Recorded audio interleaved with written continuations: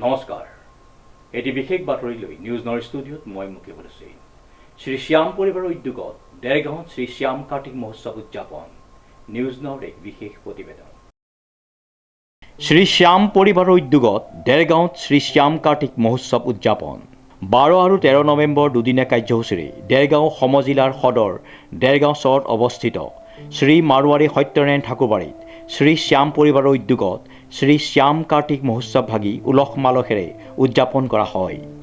এই উপলক্ষে দেৰগাঁও শ্ৰী শ্যাম পৰিবাৰৰ পুৰুষ মহিলা উভয়ে মিলি এক দীঘলীয়া শোভাযাত্ৰা দেৰগাঁও চহৰৰ মাজেদি উলিয়ায়। তাৰোপৰি উক্ত মাৰোৱাৰী ঠাকুৰবাৰীত মহাভাৰত যুগৰ বৰবৰিক তথা কলিযুগৰ কৃষ্ণ অৱতাৰ শ্যাম বাবাৰ প্ৰতিচ্ছবিত বৈদিক নিয়মেৰে পূজা অৰ্চনা আৰু তেওঁৰ গুণানুকীৰ্তন কৰা হয়। কাৰ্তিক মাহৰ একাদশীত শ্যাম বাবাৰ জন্মদিনৰ দিনা এই জন্ম উৎসৱ উদযাপন কৰা হয়।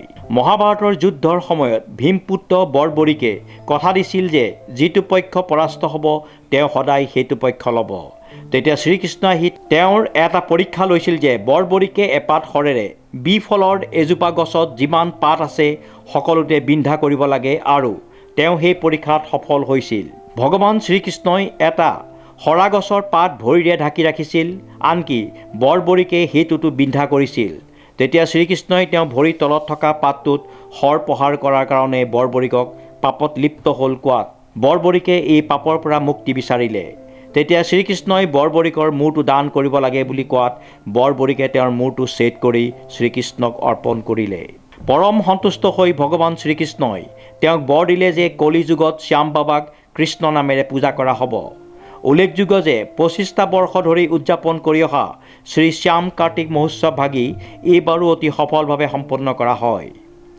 উৎসৱ হয় শ্যাম কাৰ্তিক মহোৎসৱ, যি ভীমপুত্ৰ বুলি কোৱা হয়। বৰবৰিক আছিলে, বৰবৰিকৰ পাছত নাম কলিযুগত এই শ্যাম বাবাৰ নাম দিয়া হ'ল।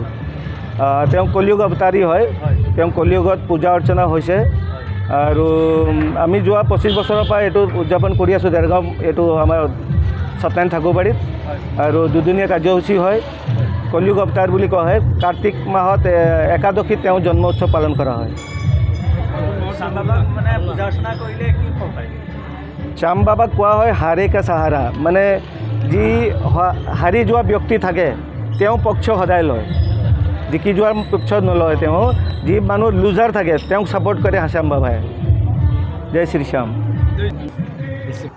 এই উৎসৱ পালন কৰি আপোনালোকে ৰাইজলৈ কি আহ্বান জনাব? ৰাইজলৈ এইটোৱে আহ্বান জনাম, যিহেতু আমি সকলোৱে গম পাওঁ শ্যাম বাবা হ'ল আপোনাৰ কলিযুগৰ কৃষ্ণ অৱতাৰ, আৰু আমি সকলোৱে গম পাওঁ মহাভাৰতৰ যুদ্ধৰ সময়ত বৰবৰিক নামৰো এজন মানে ভগৱান আছিল। আৰু তেখেতে কিদৰে আপোনাৰ মানে যি পক্ষে মানে হাৰিবলৈ গৈছিলে তেখেতক সহায় কৰিম বুলি এটা প্ৰতিশ্ৰুতি দিছিল, কিন্তু সেইটো সময়ত শ্ৰী ভগৱান কৃষ্ণ আহি তেখেতৰ এটা পৰীক্ষা লৈছিলে আৰু সেই পিপলৰ এটা গছ আছিলে আৰু তেওঁৰ বাণেৰে মানে বিন্ধ কৰিবলৈ কৈছিলে।